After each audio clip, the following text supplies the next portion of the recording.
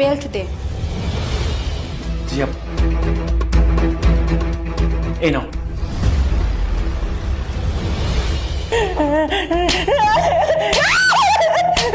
তোকে আমি শেষই করে ফেলবো, তোকে পালতে পালতে আমি পুরো শেষ হয়ে গেছে। সারাটা দিন তোর সেবা যত্ন, এই লাগবে সেই লাগবে কত কিছু। তোর ছেলে তোকে আমার ঘরের উপর চাপাই দিয়ে গেছে। এই বুড়িটা দেখতে দেখতে আমার জীবনটা পুরো নষ্ট হয়ে গেল। মরে যেতে পারিস না। তোকে আমি কতবার বলছিলাম সকালবেলা নাস্তা রেডি, চাই মানে চাই। তুই কেন নাস্তা রেডি করলি না? বৌমা, তোমরা দুজনে মিলে আমার কাছে অত্যাচার করতেছো না। আমার মনে হয় আমি সবকিছু করে দেবো, সবকিছু।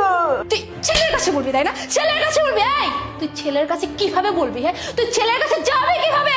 যাওয়ার তো আমি সব পথ বন্ধ করে দিছি। তোর পা তো আমি পড়াই দিছি। এই পা নিয়ে তো তুই ছেলের কাছে যেতে পারবি না, আর কিছু বলতে পারবি না। আবার বলে ছেলের কাছে বলে দিবে।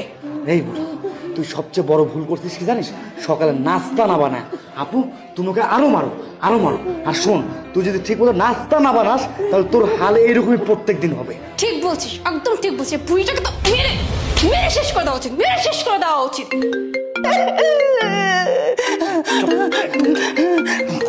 একদম চুপ।